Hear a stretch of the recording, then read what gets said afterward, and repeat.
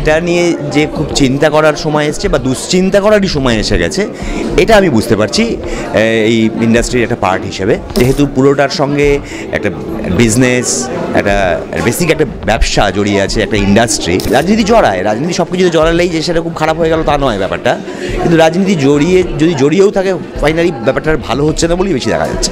তারপরে যদি আড্ডার ইন্টারভিউর কথা বললে উনি বাইরে যাচ্ছেন, এরকম হচ্ছে, এরকম আমরাও খবর পাচ্ছি, এরকম হচ্ছে। আর কাজ যে কম সেটা সবাই বুঝতে পারছে কম বেশি। এমন নয় যে পুরো কারণটা আসলে ওই ফেডারেশন, তা নয়, কিন্তু অবশ্যই একটা গুরুত্বপূর্ণ কারণ, এটাও অস্বীকার করা যায় না। কারণ পরিচালকদের মতামত, বক্তব্য অনলাইনে রয়েছে, এখানে রয়েছে, বিভিন্ন জায়গায় রয়েছে। মানুষ যদি শোনে তাহলে বুঝবে যে সেই কথাটার মধ্যে যৌক্তিকতা আছে। সেই যৌক্তিকতাটাকে খুব গুরুত্ব দিয়েই বিচার করতে হবে, কারণ এই জায়গাটা আমাদের কাজের, সেই জায়গাটা বরবাদ করা তো যাবে না। যেহেতু তোমাকে সবাই সোশ্যাল মিডিয়ায় বলো বা ধরো তোমার এই পরিধির মধ্যে যেসব মানুষ তোমাকে চেনে, তারা শুধুমাত্র তোমাকে অভিনেতা হিসেবে চেনে না, তোমার একটা সোশ্যাল স্ট্যান্ড পয়েন্ট থাকে। সেটা কোনো সময় সেটা হয়তো সেটা ক্যারিকেচার দিয়ে বেরিয়ে আসে, হয়তো সেটা মিমিক্রি দিয়ে বেরিয়ে আসে, হয়তো তার মধ্যে কিছু কমিক্যাল এলিমেন্ট থাকে, কিন্তু তার মধ্যে কোথাও একটা এইটা বোঝানো থাকে, এইটা বুঝুন আপনারা থাকে। তো এই যে কন্টেন্ট নিয়ে কথা বলছি বা আমরা সিনেমার কথা বলছি, এখন আমরা বাংলা ছবির ভালো চাই বলেই কথা বলছি। আমার ঠিক প্রশ্নটা এখান থেকে, গত বছর 137টা ছবি কলকাতায় পশ্চিমবঙ্গে হয়েছে, এই বছর সেটা 34-এ গিয়ে নেমেছে। আমি গতকালই অপরাজিতা আড্ডার একটি ইন্টারভিউ করছিলাম, সেখানে তিনি বললেন যে আমাকে বাইরে চলে যেতে হচ্ছে, অফার আসছে বাইরে থেকে, ওখানে বাংলার শ্যুট বাইরে থেকে করে এখানে আসো। আমার বক্তব্য হচ্ছে যে এই ফেডারেশন এবং আর্টিস্ট এবং ডিরেক্টরের যেই ডিরেক্টর এবং এই ফেডারেশনের যে সমস্যা, ঠিক স্ট্যান্ড পয়েন্টটা একটা মানুষ হিসেবে, একজন দর্শক হিসেবে বলতে পারো, বা একজন অভিনেতা হিসেবে বলতে পারো, এবং একজন সিনেমা কর্মী হিসেবে বলতে পারো, ঠিক কোন জায়গায় কীভাবে সলিউশনটা হবে, কি মনে হয়? দেখো, সলিউশনটা এমনিতে এক কথায় বলা খুব মুশকিল, বা আমি যে খুব জানি তাও নয়, কিন্তু এটা নিয়ে যে খুব চিন্তা করার সময় এসছে বা দুশ্চিন্তা করারই সময় এসে গেছে, এটা আমি বুঝতে পারছি এই ইন্ডাস্ট্রির একটা পার্ট হিসেবে। এবং তুমি যে সংখ্যাটা বললে, সেটা তো ভয় ধরিয়ে দেওয়ার মতন সংখ্যা। এবং যেহেতু পুরোটার সঙ্গে একটা বিজনেস, একটা বেসিক একটা ব্যবসা জড়িয়ে আছে, একটা ইন্ডাস্ট্রি, এবং রাজনীতিও, রাজনীতি জড়িয়ে যাচ্ছে বলেই, রাজনীতি জড়ায়, রাজনীতি সব কিছুতে জড়ালেই যে সেটা খুব খারাপ হয়ে গেল তা নয় ব্যাপারটা, কিন্তু রাজনীতি যদি জড়িয়েও থাকে, ফাইনালি ব্যাপারটা ভালো হচ্ছে না বলেই বেশি দেখা যাচ্ছে। তো সেটার ব্যবস্থা করতে হবে, কারণ আমরা যারা এখানেই কাজ করি, ইন্ডাস্ট্রিটা ছোটো ইন্ডাস্ট্রি, মানে ঋত্বিকদা, মানে এখানে পরিচালক থেকে পরিচালক এবং অভিনেতা যদি বাদও রাখি, টেকনিশিয়ানটা হিউজ একেবারেই, মানে এই সবটা মিলিয়েই কিন্তু পুরোটা। আর এই যে যদি এই যে কাজ কমতে থাকে, বা তুমি এই যে বললে যে অপরাজিতা আড্ডার ইন্টারভিউর কথা বললে উনি বাইরে যাচ্ছেন, এরকম হচ্ছে, এরকম আমরাও খবর পাচ্ছি, এরকম হচ্ছে। আর কাজ যে কম সেটা সবাই বুঝতে পারছে কম বেশি। তার পুরো কারণটা এমন নয় যে পুরো কারণটা আসলে ওই ফেডারেশন, তা নয়, কিন্তু অবশ্যই একটা গুরুত্বপূর্ণ কারণ, এটাও অস্বীকার করা যায় না। কারণ পরিচালকদের মতামত, বক্তব্য অনলাইনে রয়েছে, এখানে রয়েছে, বিভিন্ন জায়গায় রয়েছে। মানুষ যদি শোনে তাহলে বুঝবে যে সেই কথাটার মধ্যে যৌক্তিকতা আছে। সেই যৌক্তিকতাটাকে খুব গুরুত্ব দিয়েই বিচার করতে হবে, কারণ এই জায়গাটা আমাদের কাজের, সেই জায়গাটা বরবাদ করা তো যাবে না, এটাই আর কি। অনেক দিনই তোমাকে বড় পর্দায় দেখা যাচ্ছে না, অনেকের অভিমান এটা বাড়ছে। এবং ওই যেটা একটু আগেই বিক্রম বললো যে আমি খুব টপ অভিনেতাদের মধ্যে আমার সবথেকে পছন্দের অভিনেতা হচ্ছে, এটা হয়তো বদান্যতা হতে পারে, কিন্তু এটা সত্যি কথা অনেকেরই। তোমায় আবার বড় পর্দায় কি মৃগয়া ছবি দিয়ে দেখতে হবে, না তারও অনেক কিছু আছে? না, আমি আসলে আমার মানে এই বছরটায়, যে বছরটা গেল, এই বছরটাতে আমার ছবি অলমোস্ট মানে প্রায় কিছু আসেনি। আমি ওটিটিতে আমার মানে রিলিজ হয়েছে, আর আমি শুটিং করেছি, প্রচুর ছবির শুটিং করেছি। ঘটনাচক্রে এই ডিসেম্বর থেকে পর রিলিজ আছে আমার। আসলে ডিসেম্বরে প্রথমেই আমার সন্তান রিলিজ করবে, রাজ চক্রবর্তীর ছবি, মিঠুন চক্রবর্তী আছেন, এবং সেটা করবে 20th ডিসেম্বর। এবার জানুয়ারিতে আমার দুটো ছবি আছে, একটা জয়দীপ মুখার্জির অপরিচিত, আর মৈনাক ভৌমিকের ভাগ্যলক্ষ্মী। আপাতত 3টে বলে রাখছি। এই বছর জুড়ে আমার অনেকগুলো ছবি রিলিজ আছে। আরেকটা পরিচয় গুপ্তর বিষয়টা কি হলো আমি বুঝতে পারলাম না, ওটার কোথায় দাঁড়িয়ে থাকে?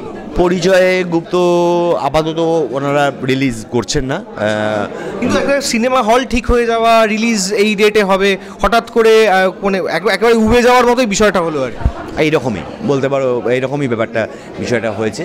তো এর খানিকটা বোধহয় অনভিজ্ঞতার কারণেও হয়েছে, হতে পারে। আর সত্যি বলতে কি, এই পুরো রিলিজ মানে প্ল্যান, তার ডেট ঠিক করার সাথে আমরা অভিনেতারা খুব একটা সরাসরি জড়িত থাকি না, যদি না সে একটা মানে সুপারস্টার হয়। তো সেভাবে যদি আমরা জড়িয়ে থাকি না, এই সম্পর্কে খুব একটা মন্তব্য করতে পারবো না। আচ্ছা, আর শেষ প্রশ্ন, একটা খুব অন্যদিকেরই প্রশ্ন, সেটা হচ্ছে যে তুমি তো ছুটি কাটাতে ভালোবাসো, মানে এইটা আমি দেখেছি। এরপরে তোমার ট্রাভেল ডেস্টিনেশন কি? এটা একেবারে বাইরের প্রশ্ন আর কি, কিন্তু আমার জানতে ইচ্ছা করে যে তুমি কীভাবে তোমার ছুটিটা, আমি দেখি সোশ্যাল মিডিয়ায় ফলো করি বলে বলছি, এটা অন্য রকমও হয়। মানে সেখানে যে সে তোমাদের পরিবারের ছবি তাই থাকে এরকম নয়, একটা ছায়ার ছবি থাকে, কখনো একটা গাছের একটা পাতা পড়ে আছে, এটা অদ্ভুত। মানে এই ফটোগ্রাফি একটা, তোমার এটা যদি অল্টারনেট কোনো সাবজেক্ট হতে পারতো তোমার অভিনেতা ছাড়া, তোমার মনে হয় ফটোগ্রাফি বা ফটোগ্রাফার হতে পারতো। না না, সেটা আমি, এটা আসলে মোবাইল আমাকে ফটোগ্রাফার বানিয়েছে, অত আমার ক্ষমতা নেই এই ফটো তুলবো। যেরকম পৃথিবীর সবাইকে ফটোগ্রাফার বানিয়ে দিয়েছে, তো আমাকেও দিয়েছে। আর আমি ওই আমার মতন করে একটু একটা কম্পোজিশন করতে পারি, আসলে ফটোগ্রাফি আমি পারি না। হ্যাঁ, তো হ্যাঁ, আমার ফটো ওই বেড়াতে গেলে ফটো তুলতে ভালো লাগে। আর মানুষের ছবি সবসময় নয়, সবসময় নয়, সেটা ভালো লাগে। আর আর আর এখন আসলে আমার কাজের সত্যি খুব ব্যস্ততা আছে এপ্রিল অবধি, ফলে আমরা এক্ষুনি বেড়াতে যাওয়ার কোনো প্ল্যান করতে পারছি না। তবে মানে আমি এরপরে লাদাখ যেতে চাই, ছুটি পাই কীভাবে সে তার উপর ডিপেন্ড করছে। শেষ প্রশ্ন, ছেলে কতটা সঙ্গ দিচ্ছে তোমার অভিনয়ে? মানে ওকেও তো আমি হাসছি, কি সুন্দর একটা মানে পুরো কবিতাটা ওইভাবে বলা।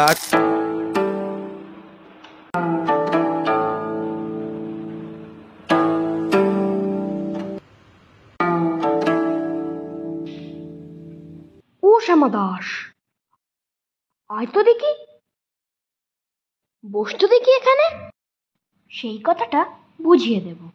এই 5 মিনিটে দেখে নে। জ্বর হয়েছে। জ্বর হয়েছে? মিথ্যে কথা, ওসব তোদের চালাকি। এই যে বাবু চেঁচাচ্ছিলি, শুনতে পাইনি? চালাকি। মামার ব্যামো, মামার ব্যামো। হুস, বুদ্ধি রাখবি, ডাকিস না হয় বিকেল, বুঝলে? না হয় আমি বাতলে দেব, বাঁচবে মামা। কি খেয়ে পুরো মানে ভিডিওটা তোমার করা, মানে পুরোটা তোমার? দিদির নয়, দিদির নয়, মানে আমি করেছি। ছেলে কি বলছে, মানে ছেলে কি চাইছে? ওকে একেবারে ফুল প্লেজেন্টলি থিয়েটার এইভাবেই এগোতে চাইছে? না, দেখো, ও তো ক্লাস 5-এ পড়ে, এবারে এই ধরনের অভিনেতার বয়স হয় না না। হ্যাঁ, কিন্তু ক্লাস 5-এও কারোর অভিনেতা হওয়ার স্বপ্ন দেখতে নেই আমার মনে হয়। হ্যাঁ, কেননা মানে বাবা ঋত্বিক চক্রবর্তী বলছে না, এটা একটা বাস্তববাদী মানুষ বলছে যে জীবনটাকেই যে ভালো করে চেনে না, সে এখন থেকে ঠিক করবে কি যে কি হবে। সুকুমারের কবিতাটা কিন্তু ঠিক বুঝেছে তার মানে। হ্যাঁ, সেটা তো সুকুমার রায় তো মানে এখন পড়লে আমি একভাবে বুঝছি, তুমিও পড়লে তুমি একভাবে বুঝ, ছোটোবেলায় তুমি একভাবে বুঝেছিলে। তো উনি তো প্রায় শ্লোক লিখে গেছেন, কবিতা নয়। ফলে ওটা বোঝার অনেক রকম, হ্যাঁ, তুমি বয়স অনুযায়ী ওটা বদলাতে যাবে। একদম, একেবারেই তাই। তো মহান যে কোনো শিল্পকর্মই তাই, তুমি যত দেখবে, যত তোমার বয়স হবে, তুমি প্রত্যেকটা বার কোনো না কোনো কিছু আবিষ্কার করতে পারবে, তাই সেটা মহান আর কি। কিন্তু হ্যাঁ, আমার ছেলের একটা বেসিক অভিনয় করতে পছন্দ করে, সেটা ওই নাটক আর কি, যেটা আমিও ওই বয়সে করতাম। কিন্তু এই বয়সটা সত্যি কে কী হবে সেটা ঠিক করার বয়স নয়। আর এখন আমি যেই বাংলা সিনেমাতে অভিনয় করি আর কি, আমার ছেলের যখন কাজ করার বয়স হবে, তখন এই ইন্ডাস্ট্রিটা কেমন থাকবে আমি এই মুহূর্তে বুঝতে পারছি না। আমি এই বিষয়টা নিয়ে, কোন বিষয়টা নিয়ে, সেটা তো আমরা প্রত্যেকেই আমাদের কাজের জায়গা নিয়ে কনসার্ন থাকবো, এটা তো স্বাভাবিক। আমরা অন্ধ হয়ে তো নিজের কাজের জায়গায় থাকবো না, আমরা বুঝতে চেষ্টা করবো আমরা যেখানটা কাজ করছি। তো সেটাও একটা ব্যাপার। আর অভিনেতা হতে চাইলেও কোনো বাধা দেওয়ার ব্যাপার নেই, মানে আমার ছেলে যদি তার ঠিক বয়সে এসে অভিনেতা হতে চায়, অভিনেতা হবে। হ্যাঁ, কিন্তু এখন থেকে ওকে চাপিয়ে দেওয়ারও কিছু নেই, ওর মতন কাটুক, ওর মতন করুক। হ্যাঁ হ্যাঁ, ওর মতন করুক, একদম। আমি দেখলাম যে কয়েক জায়গায় সাম্বেল করছে, কিন্তু আবার সেই ধরে ফেলছে, এটা আমি দেখলাম। আজকে তোকে সেই কথাটা বোঝাবই বোঝাবো, না বুঝিস তো মগজে তোর গজাল মেরে বোঝাবো। কোন কথাটা? কোন কথাটা তা বলেছিস? ছেড়ে দিয়েছিস খাওয়াতে? শুনেতে কি বলছিল? বৃষ্টি মশার দাওয়াতে। ও হ্যাঁ, বলিস নি? বেশ করেছিস। আবার আসলে খেতে কি বলো যে তুই পালিয়ে বেড়া মারাস নিতে এদিকে আবার বলছি দাঁড়া তোকে বস তারা নিজেতে আজকালের এই ছোকরাগুলো তোর সয় না কিছুতে আবার দেখো বসে গেল আরে বইগুলো আর নামিয়ে আচ্ছা গাধা তো তুই থাকতে উঠের বোঝা বইতে যাবো আমি যা আবার হাঁ করে সাবধানে আন ধরছি দাঁড়া সেই আমাকেই ঘামালি এই খেয়েছে কোন একটা শব্দ কষ্ট না মানে ঢের হয়েছে আজ দেখি বসতো দেখি এখানে ওরে গোপাল গোটা কয়েক পান দিতে বল খেদিকে। বলছি নাকি বস্তুপিণ্ড সূক্ষ্ম হতে স্থূলেতে অর্থাৎ কিনা লাগছে ঠেলা পঞ্চভূতের মূলে গোড়ায় তখন দেখতে হবে কোত্থেকে আর কি করে রস যদি প্রপঞ্চ নয় বিশ্বতরুর শিকার অর্থাৎ কিনা এই মনে কর রোদ পড়েছে ঘাসেতে আর এই মনে কর চাঁদের আলো পড়লো তারই পাশেতে আবার দেখো এর মধ্যে হাল তোলবার মানে কি আকাশ মানে তো আকাশ খালি যাচ্ছে কথা কানে কি